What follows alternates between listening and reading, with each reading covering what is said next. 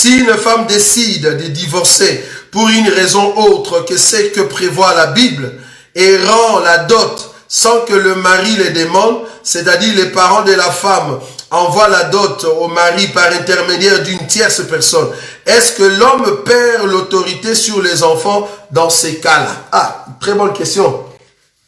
Donc si je comprends la question, vous êtes dans un couple. Quel couple? Parce que le but ici, c'est toujours savoir le couple.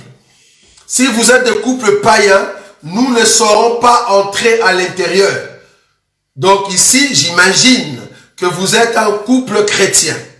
Si vous êtes un couple chrétien, donc s'il y a divorce, vous savez déjà qu'est-ce qui peut en fait permettre que vous ne soyez plus.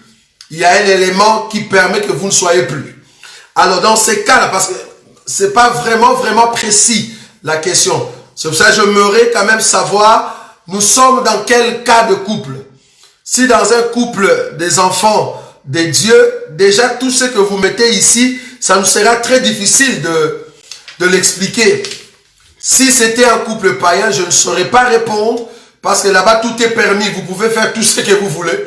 Moi, je ne saurais pas donner en fait un conseil là-dessus. Mais si c'était un couple des enfants de Dieu, dans ces cas ici, si une femme décide de divorcer pour une raison autre que celle que prévoit la Bible, c'est déjà faux. Donc tu ne peux pas déjà, parce que tu es une sœur en Christ, tu ne peux pas déjà divorcer pour autre chose. Tu ne peux pas. Parce que tu es sœur en Christ.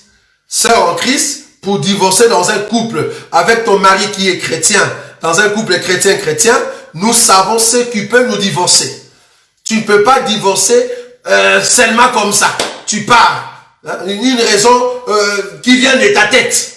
Et puis tu pars. Dès que tu pars comme ça, vouloir ou pas, là tu donnes l'accès à l'homme de se marier. Ça c'est un. Deuxièmement, non, attends. Le fait que tu es sœur en Christ et que tu divorces sans pour autant que ça soit les raisons qui sont dans la Bible, il faut qu'il y ait des intermédiaires qui doivent d'abord régler ces problèmes pour que nous puissions t'amener à comprendre que ce que tu es en train de faire, directement, tu deviens une païenne. Pourquoi? Parce que tu divorces non pas selon le voie de la Bible. Donc là, tu divorces selon tes désirs, selon tes besoins, toi-même, pas selon la Bible.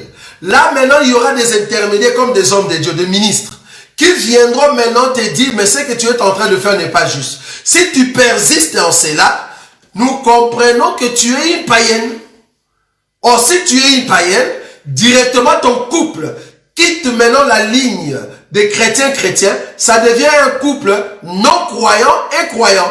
Or, comme toi tu es parti, tu es considéré comme non croyante qui est parti, le frère est libre de se marier. Tu vois? Donc là, le frère sera libre de se marier.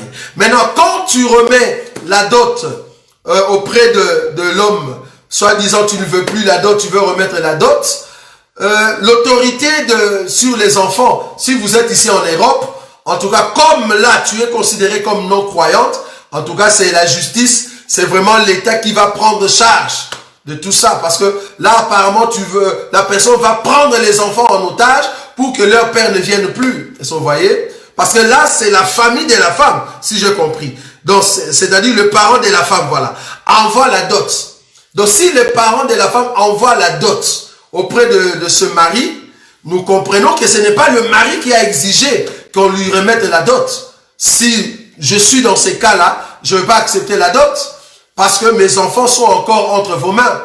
Et c'est l'État, en fait, selon Romains chapitre 13, c'est l'État maintenant qui va, en fait, trancher sur ce problème. Parce que là, je suis en face d'une non-croyante et qui est en train de vouloir s'accaparer des enfants. Est-ce que vous voyez ça? Donc là, c'est vraiment un problème qui va, au fait, aller toucher plutôt les autorités. Ce sont eux qui vont trancher. Donc, déjà là, si une femme décide de divorcer pour une raison autre que ce que prévoit la Bible, nous disons que ces couples-là, ce n'est pas un couple chrétien. Pourquoi la femme, dans les couples chrétiens, doit divorcer selon la Bible. Donc, si c'est un couple non-croyant et croyant, donc cette femme est considérée comme non-croyante, alors vous comprenez qu'il y aura toujours des interventions de l'autorité qui viendra.